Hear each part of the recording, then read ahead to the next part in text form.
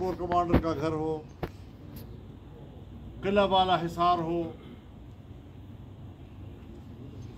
چکدرا کا فوجی قلعہ ہو، اس کے اندر مسجد کے اندر قرآن کریم کے نسخے جس بے دردی کے ساتھ انہوں نے جلائے، چوک پر لکھے گئے، کلمہ طیبہ پر ڈنڈے برسائے گئے،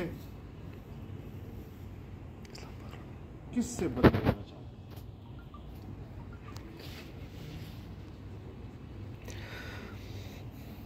سوال یہ ہے کہ جس عمران خان کو امریکی اور یہودی لابی تحفظ دینے کے لیے پگھل رہی ہے، اسی مجرم کو ہماری عدالتیں کیوں تحفظ فراہم کر رہی ہیں؟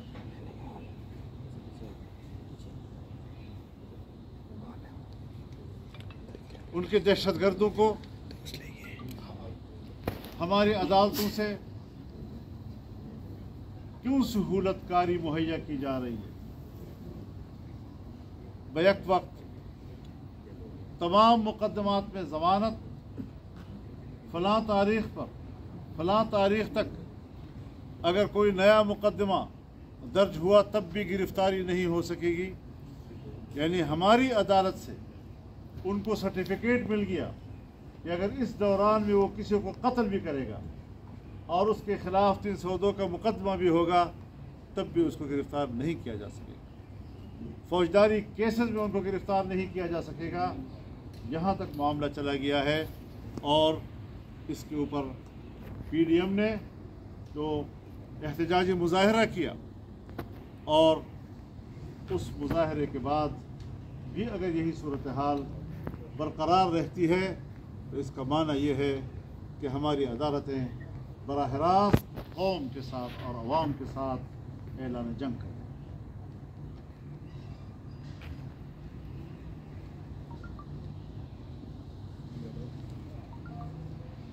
کہیں آپ نے دیکھا کہ کسی مجرم کو یا اس کے جرم کو عدالتوں سے رعایتیں ملی ہوں یا اس کو تحفظ دیا ہو؟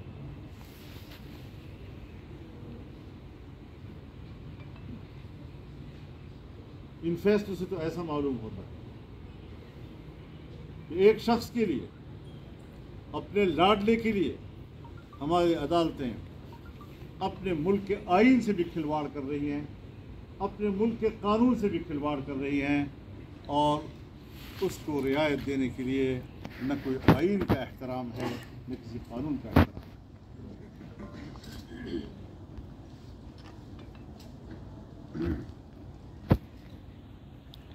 پہلے سپریم کورٹ میں، لاہور ہائی کورٹ میں، اور اب اسلام آباد ہائی کورٹ میں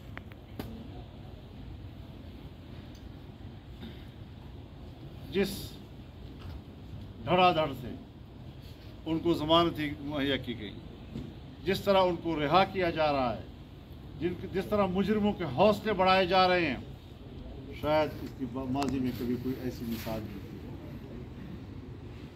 کہ آج تک ریمانڈ کے دوران کسی کو ضمانت ملی ہے. کیا کسی مجرم کو باقاعدہ سپریم کورٹ کے چیف جسٹس یا کسی جج کے مرسیڈیز گاڑی میں ان کو لایا گیا؟ VVIP گیٹ سے ان کو لایا گیا آج تک کسی ملزم اور مجرم کو؟ یہ ساری چیزیں ہماری عدالت کے معزز چہرے کو داغدار کرتی ہیں.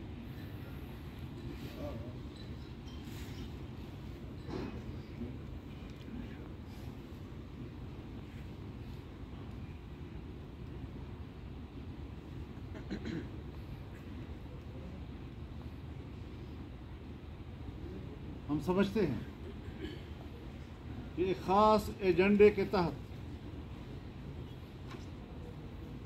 پاکستانی سیاست میں ایک غیر ضروری عنصر کو اس حد تک تحفظ دیا جا رہا ہے جس کا صاف مطلب یہی ہے کہ ہمارا ایک ادارہ یا ان کے کچھ ججز وہ ریاست کو کمزور کر رہے ہیں.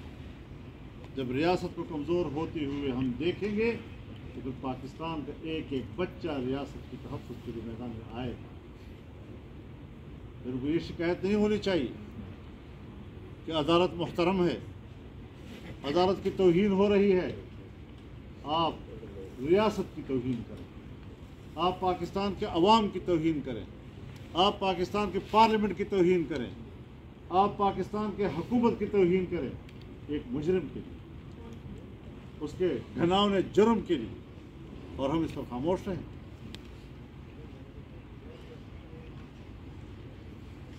اس طرح کی ضمانتیں اور اس طرح کا ریلیف یہ تو بادی نظر میں ایسے ہی لگتا ہے جیسے آپ اس طرح کے بلووں کو اور ریاستی اداروں اور قومی املاک کو تباہ کرنے کا جواز اب خود فراہم کر رہے ہیں. عدالت یہاں آ کر کھڑی ہو گئی ہے، ان کی یہ ڈیوٹی رہ گئی ہے. اب ہم ان کی اس کردار پر بحث کریں گے، چوراہوں پہ کھڑے ہو کر بحث کریں گے.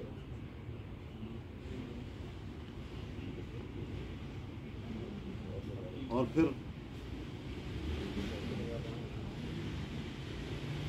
یہ باتیں بھی سامنے آئیں گی، ہم نام کسی کا نہیں لے رہے، لیکن یہ باتیں سامنے آئیں گی کہ کون سا جج کس لابی سے براہ راست وابستہ ہے، کون سا جج مجرم کے ساتھ براہ راست رابطے میں ہے. آج ہم ابھی ان کے نام نہیں لے رہے چاہتے، لیکن تنگ آمد جنگ آمد ہمیں وہ ساری چیزیں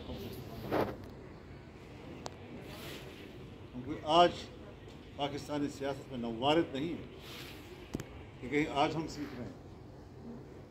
شاید یہ سب ہم سے جونیئر ہیں، کم از کم مجھ سے تو جونیئر ہیں صاحب.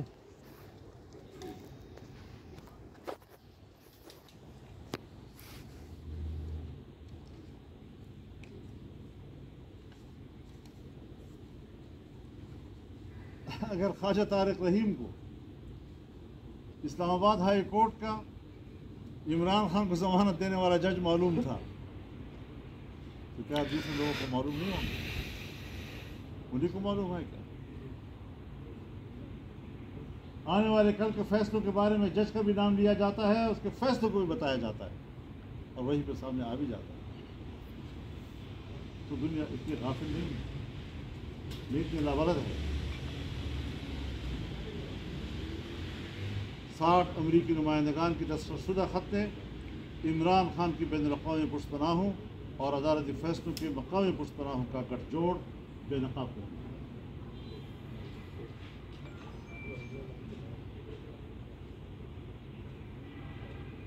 اب جو بلوے ہوئے ہیں، جو نقصانات ہوئے، کہتے ہیں یہ ہمارے لوگ نہیں ہیں. اگر یہ آپ کے لوگ نہیں ہیں تو اس کا معنی ہے کہ آپ کے لیے کوئی بندہ نکلے بھی نہیں.